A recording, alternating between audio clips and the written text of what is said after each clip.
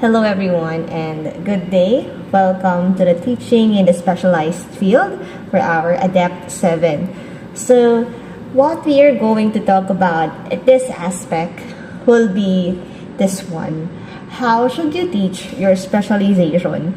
The thing is, we are already familiar with the content. For example, with the grammars, if you're an English major, if you're a mathematics major with a formula, and if you're a social science, maybe the history, you already have a big grasp about that. Now the thing is, how should you teach your specialization? Right, this time we are just going to go backtrack as in terms of the pedagogy. All right, so let's get to know our students first. We have to determine who are they. Okay, so how are we going to discover who are they? So there are the fundamental equipment of the learner. The first one, we have to know their five senses. Of course, all learners should have, a normal students have their five senses working, and it helps them to actually participate in class. Their sight, their touch, the sense of hearing, taste, and even the sense of smell. The more senses involved, the more the students will actually grasp what they are learning. The second is, of course, the memory. Whenever we talk about the memory, it's about their stock knowledge, what is stored in their long-term memory, and what is stored in their, of course, short-term memory. Okay, our goal is to make at least our students be familiar with what should be stored in their long-term memory. Okay, next is the instincts. Instincts is about the students' stimuli with a certain situation, like how are they going to react. It's more of the behavior, okay, the behavior that they already have. Like for example, if in a classroom, the students there got a low grade, the automatic instincts is that they wanted to actually pass it, they will be sad, or if there's a test, they will try their best to at least get a passing score. So that's the instincts. Now for the intellect, it's more likely with innate. Okay, a student who was able to pick the topics easily, they have intellect. It's more of the IQs of the students, what they know about something. And last but not least, if they have this intellect, the imagination, the creativity that's stored inside them, like how they are going to make other products outputs rather from the knowledge they already acquired. Okay, so that's the thing about this one. Now, okay, aside from the five senses, memory, instincts, intellect, and imagination, these five are part of cognitive faculties. We are going now with the appetitive faculties, which is like the heart. Okay, it's the affective factor of the students. The first one is the feelings and emotions. A while ago, we targeted the brain, what's inside the brain. Now, the feelings and emotions, although the students already know something about this thing, but if they are not in the right state of mind, like they're too emotional, they're so happy, or maybe they're so sad, that could also affect how they learn it.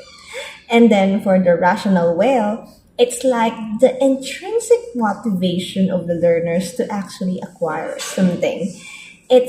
It should be good and it should be desirable. Like, I really wanted to do this. Remember, a student cannot actually achieve something if there's no will to achieve it. Okay, so those are the appetitive faculties that we can actually encounter in this one, right? So this is about the students. How about in terms of what factors that contribute to the differences among them? Okay, so let's try to differentiate these terms that most of the time we are struggling with, right? So the first one is ability. Okay, ability is more of their capacity to understand information. Like even though you spoon feed them, but if they don't have a comprehensive ability to acquire that, therefore it's no use. That's why you have to make sure that the students already have the ability to comprehend that. Okay? Next, how about for the aptitude? Whenever we talk about the aptitude, it refers to the learner's innate talent or gift. Remember a while ago we're talking about the intellectual? Well, that's right. It's the IQ. What they know, okay, about something. Actually, it's innate, like their capacity to accumulate the skills. Okay? And then for the interest, it is not inherited but rather developed, like what they are exposed with. For example, students who likes painting, okay, most of the time students like wandering outside, looking at a different the nature and tries to paint and viola. There's the interest. Okay, so it's not inherited, unlike the aptitude that could possibly be, but the interest is more of the development, the exposure that the students has. Okay, next, the attitudes and of course the values. A student cannot or will not learn unless they have this positive attitude to learn towards a concept. Okay? So, for example, we have a very timid students like she does not really want to learn. He has a negative attitude towards reading. Therefore, it will be very difficult to make that students read something. Okay? And then, last but not the least, is the family and cultural background. This one is very socio-economic. Therefore, it's more of the financial factor that could actually hinders or support the students in learning. For example, in terms of buying resources like books, materials, school supplies, and so on. That will really or that will greatly affect how they learn something, right? Okay, so these are some of the factors that can also contribute to their to the differences because not all students are similar. They have different backgrounds, they have different intellect, and they have different personalities. That's why it's our goal. How can we meet? Okay, halfway. All right. So let's now continue. At this point, we will be discussing about the teachers, of course. Okay, let us now start with the teachers. After we discuss the learners, let us now discover us who will be teaching them. There are two attributes that we have to be aware of. The first one is the professional attributes, like what is expected, what is already expected to us once we enter the teaching profession. The first one is your mastery or your competence in terms of your specialization. If you are an English or a language teacher, you have to have a good grasp with English language. Then for mathematics, of course, in terms of the formulas, in terms of analyzing problems, and for social studies major, you have to be aware of the history, like checking the facts and things like that. Because if in the first place you already have a difficulty with the mastery, there could be a problem when you teach. There will be a misinformation or disinformation, alright? So, like if someone or if your students try to tweak things, you can actually react to it and tries to, of course, to make it right. Okay, so that's our goal. Now, after the mastery of the content knowledge, let's move on to the repertoire of the best teaching practices. It's more of the pedagogy. After you know what to teach, this is where we go to how you should teach that. Yes, you memorize the rules. Yes, you know the formulas.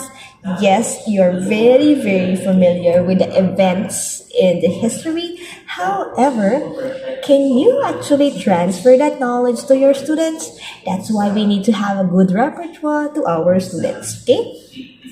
And then third is your dispositions and skills. It has also something to do with your pedagogy, but pedagogy is more of your how you teach it. But your skill as a teacher, your adaptive skill, like how you solve a problem. There's an issue inside the class. How are you going to address that? There is a problem, there's a struggle. Okay, so that's it. Your dispositions and skills will really help you how you cope with the challenges. Okay? And then last is the view of learning. Of course, as a teacher, you have to be aware that learning is not limited to a four-cornered classroom. We have to go outside, and it's a lifelong process. We cannot stop learning, okay? Because once we stop learning, we became ignorant. Okay? So how do we view learning? Is learning merely just passing the grade? Is learning just about getting 90s, uno, or things like that, right? So we have to know that learning is a lifelong process, and we have to let students enjoy learning. That learning is not actually a bad thing. It's a very, very good thing, and at the same time, it will help them to survive life. Okay? So those are the professional attributes that we have to know, and we have to have. Okay. After we proceed on the professional attributes, let's have now personal attributes. It's more of us, ourselves, how we teach or how we show ourselves in front of the class. The first one is passion. Okay, this one is very important because when we have passion, you know, everything will fall into their own place. Okay, you have the heart to teach. It's what you really like doing. Okay. Second, humor. You know, I realized that humor is a very effective tool to get your students' attention. Back then, when I was in my first year teaching, I rarely joke inside the class, and that makes my class a bit boring. But after years, I realized that humor is really a need. Okay, that you need to have it once for the class. Okay, if it's not too much to have. Okay, so that's it. Humor to get their attention. Of course, your values and attitude. Should you be a strict teacher? Should you be an empathetic teacher? Should you be a considerate teacher or a disciplinarian? Well, as a teacher, we have our own taste. It's up to you what kind of teacher do you want it to be once you go out and teach our learners. Four, patience, fortitude. Okay, when we talk about patience, oh my goodness, this one, it always tests you, especially with the students who are like, makes our head aches. Okay, so patience, how do you deal with this thing? Should you be going all out shouting? So you have to think about that. First, you have to see how's your patience. You have to lengthen that as early as now. Next is enthusiasm. This one, I cannot live without this one. Because you have to show to your students that you enjoy teaching them. You have to show to your students that it's actually a good thing to learn. It's a fun thing to do. So having an enthusiastic attitude will also influence their views in learning. And of course, commitment. Commitment in terms of you do not just neglect your students, that you know your clients or your students need you. That's why when you have other things to do, of course you can settle that, but of course your priority should always be the students, not just for your own freedom, for your own convenience, but also to your students. That's the thing, okay? But at the same time, you have to balance things out. Like, do not make them so comfortable because they will not learn. Okay, you have to give them some urge to learn this so that once they go out of the classroom, they know how to deal with it. Okay. So, yeah, those are the attributes for the teachers. Let's proceed with the third part, which is the learning environment. So you see, we're looking at the main, okay, the main protagonist of a classroom, and now we'll proceed with the setting, which is this one. There are actually two things we have to put into consideration with the setting or the environment. We all know that the environment really plays a big role in terms of the learning teaching process.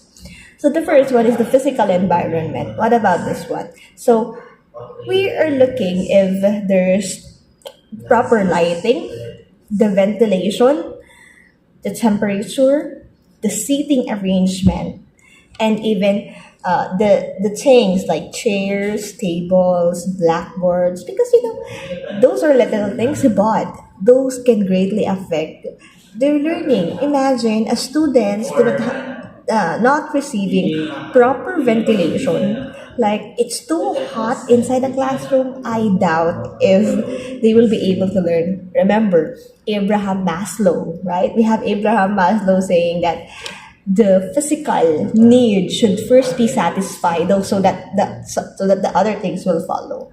So if they're hungry or if it's too hot in the classroom, it's very hard to learn. What you teach is a waste because they're not really listening. Okay, so yeah, as much as possible we have to make it conducive to learning. Then, it's not just about the physical environment, but actually the psychological climate inside the classroom. Like, when you enter the classroom, how does it feel like? Okay, what mood do you impose to your students? Is it a relaxing mood? Is it an enthusiastic mood? Is it a gloomy mood? Okay, so we'll get to know that. Okay, so the first one is safety. Is your classroom a safe space? That's one. It's very important that we actually get to know if the students can actually share their insights about something without making them feel that they're being judged. Relationship. How engaged are you with your students? Do you even ask for their opinions? And last is the teaching and learning process. Is there a professional relationship? Is that a social emotional? And also the ethics. Okay, the ethics is ethics being followed inside the classroom? Okay, so those are the psychological climate. So you see, there are a lot of things we actually need to consider when we start teaching. Okay, the students, us teachers, and also the environment where we will be teaching. Alright, this time we will be proceeding with the Laws of Learning by Edward Thorndike. This one is also my favorite views regarding learning because it actually helped us how to approach the teaching learning process. Like, we do not just enter the classroom and okay, listen to me. It's not about that. Okay, so there are three laws. The first one is the law of effect. So what is this law of effect? Learning is strengthened when accompanied by a pleasant or satisfying feeling. Like they know when they do this, there's a good effect, and therefore they have to do, or maybe to be great about this one. Next, learning is weakened when associated with an unpleasant feeling. Therefore, if they know they will be punished, okay, they will be punished about something, therefore they will no longer do that. Okay, so for example, you'll hear the students saying foul words, and then immediately you call that student and say, oh wait, stop that. And therefore there's a consequences. Teacher get angry, so the students will no longer learn more of the foul words. And last, learning takes place properly when it results in satisfaction and the learner derives pleasure out of it. Okay, so it's more of what do they get after doing. It's the satisfaction or the consequences they might get. So therefore, learning, okay, is equal to the effect they could get out of from the behavior they're doing or from the things they're doing. Second is the law of exercise. The law of exercise, we believe that when you repeat things again and again and again, when we repeat it, okay, therefore we will be, tendencies we will know it. We will be familiar, we will be able to memorize it. Okay, so for example, we do spelling, okay, spelling every time we start classes. Therefore, it's a law of exercise.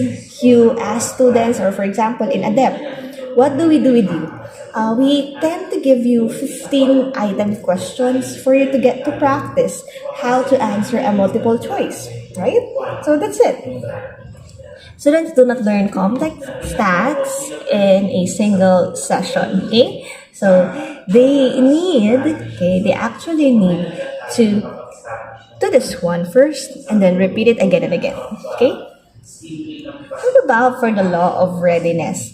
This is where the motivation comes in. It's very important that we provide first a motivation so that students will be ready before you actually give them the topic they will be learning. Okay? So physically, mentally, and emotionally, they have to be ready. At least, okay, more chances that they will be grasping whatever you are teaching to them. Okay? Now, the second topic that we will be tapping here is the outcome based education. I think almost all schools, even in research, okay, we want an outcome. We need an output.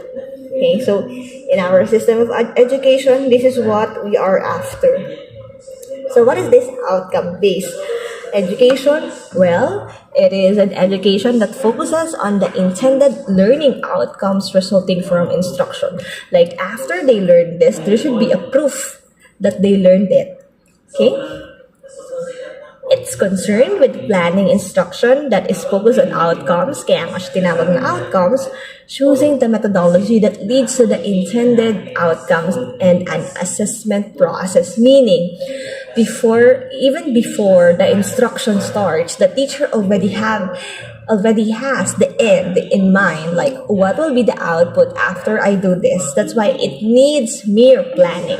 Okay? Alright. So here are the learning principles of OBE, or the outcome-based education. Clarity of focus. Okay, what do you want your students to focus on in this subject? For English, if you want this, what will be the output? So there's a focus. Second, designing down. This is what I talk about, planning things out, like knowing what's already at the end, starting from the beginning to finish. High expectations. The teacher should provide or should already have an high expectations to the learners, but not to the point that you are expecting too much or maybe pressuring them that lets them have a breakdown, or maybe no more. How should I say this? But anyway, we're a very diverse kasi. But the thing is, we need to give them a high expectation, because if not, the thing is we will be just belittling, okay, belittling their works, or even how should I say this? So that we can anticipate a good output. Okay? Expanded opportunities with OBE, we actually give them more opportunities to learn something and to be ready for the outside world. Like for example, in senior high school, for oral communication, sometimes your student or purposive communication, your output is to be ready for a job interview, right? Therefore, there's already an expanded opportunity. This is how I should present myself in a job interview. Although you're still in senior high school, you already experienced that. Okay? Next, this is like the outline for OBE. So first, we have to identify the outcome. Then we decide a strategy and methodology. And then we have the assessment. And then again, the desired outcomes. It's like a cycle again and again. Okay? And at this point, speaking of OBE, we are going to have the different methods of teaching. How should we teach? Okay, so how should we teach our students? Before I discuss this one, let me differentiate the three: approach, method, and techniques. I even used an inverted pyramid to give a concrete perspective about their differences. Whenever we talk about approach, it's more of a theory. It's the highest or the most general view about education. Okay? Set of assumptions, beliefs, theories, the nature of the learner, and so on. Okay, it's very general, but we already have an idea. Now, let's proceed with the method. After you discover your approach, the method is systematic. It's more specific rather than the approach because you already have the method. What should you be using? Okay? It's like a design, a blueprint. Like for example, you're planning to have a house. You say, I want to have a Filipino style house. That's like an approach. And then, when the engineers start to create a blueprint, that's where the method comes in. Okay, because you already have how to do it, the process.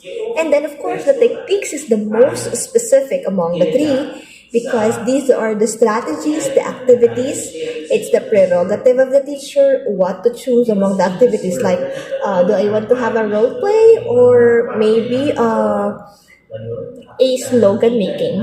Okay, so but still you use the same method but different techniques. Like you wanted to have this ending, like the students will be able to identify the elements of short stories. You can even have a summarization, or you wanted to have a role play, things like that. Okay, so these are the differences among approach, method, and techniques. I hope we're clear about this one. Okay.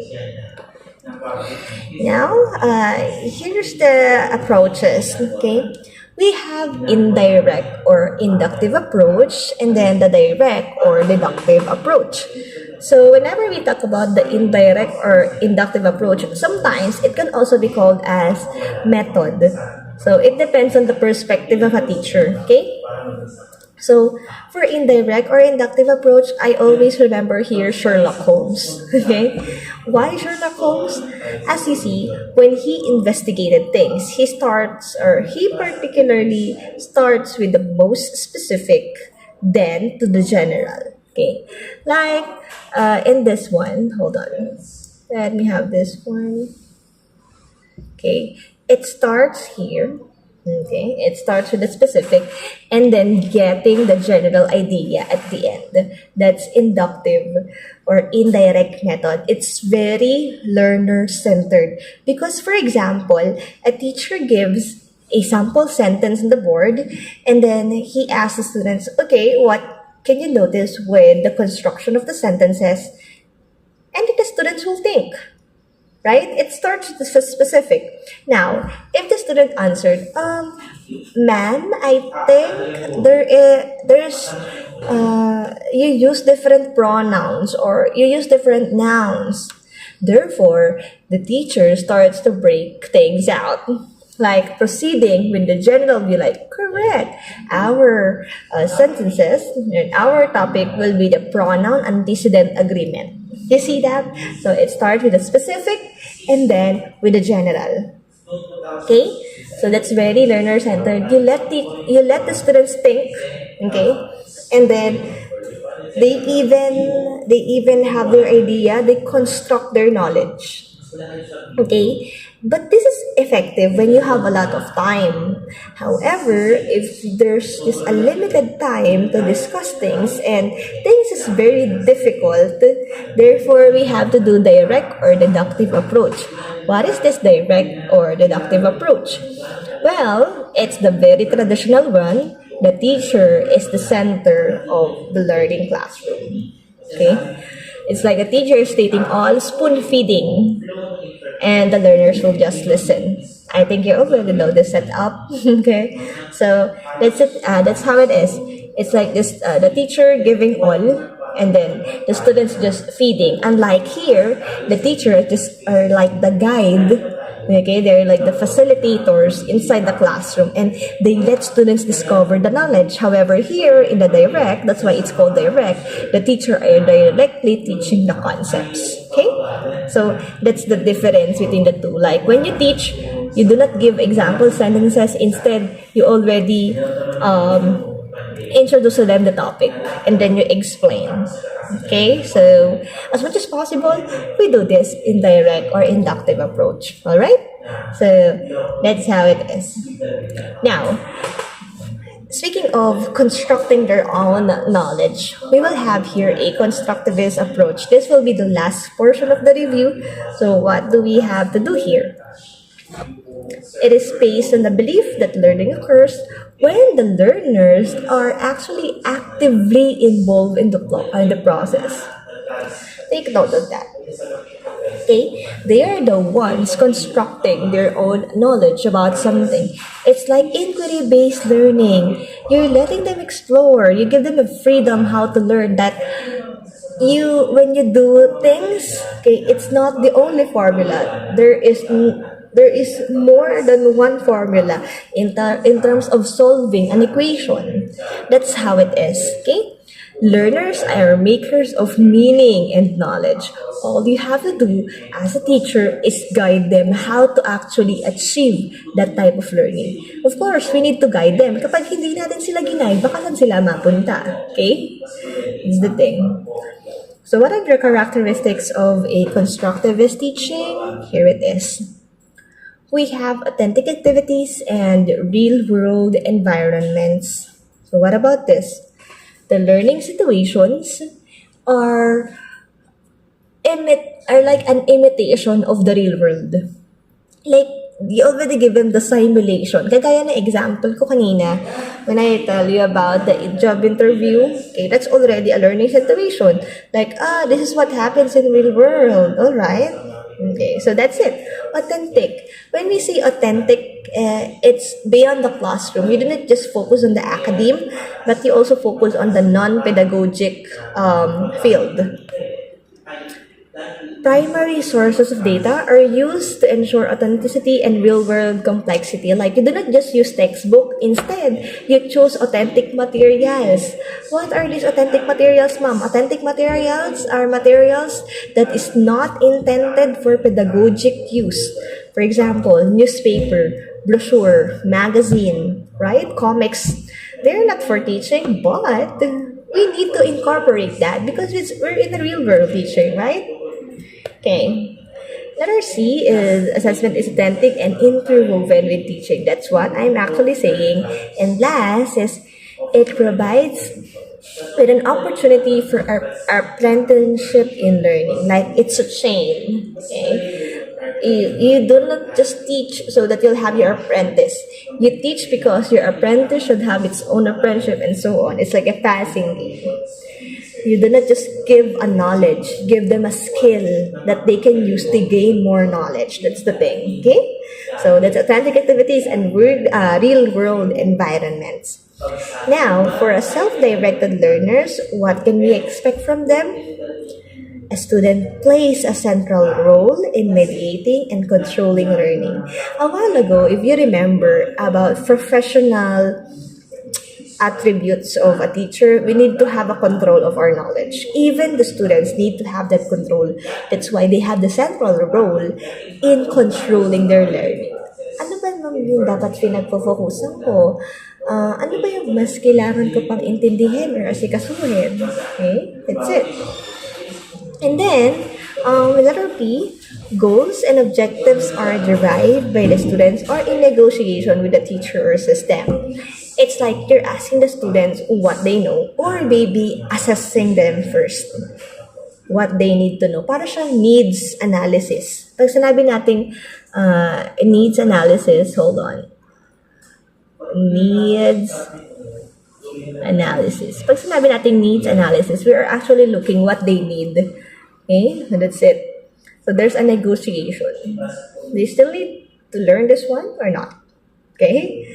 Then, exploration is a favored approach in order to encourage students to seek knowledge independently and to manage the pursuit of their goals.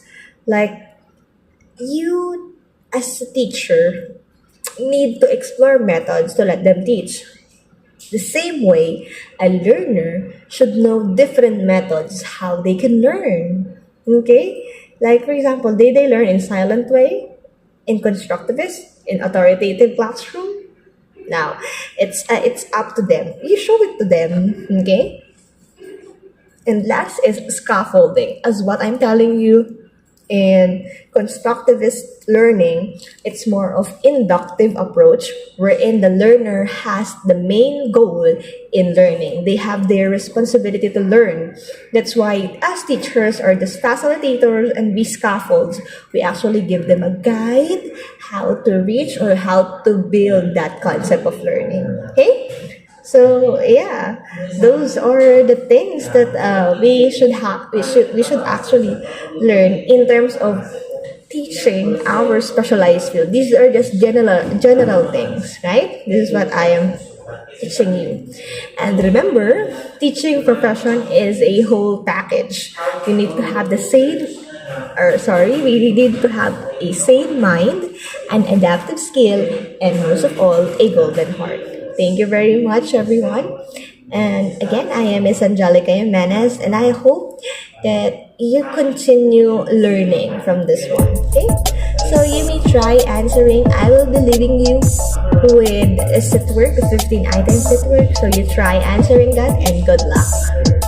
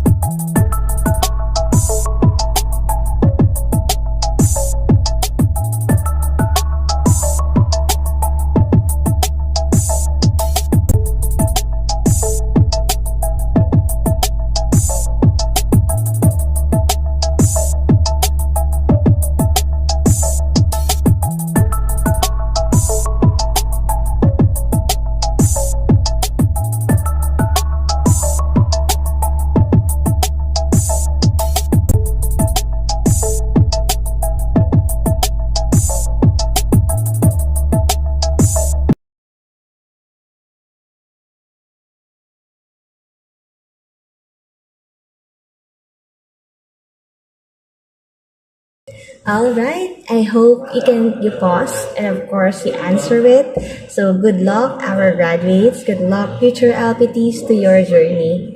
Thank you so much again for listening. Have a good day.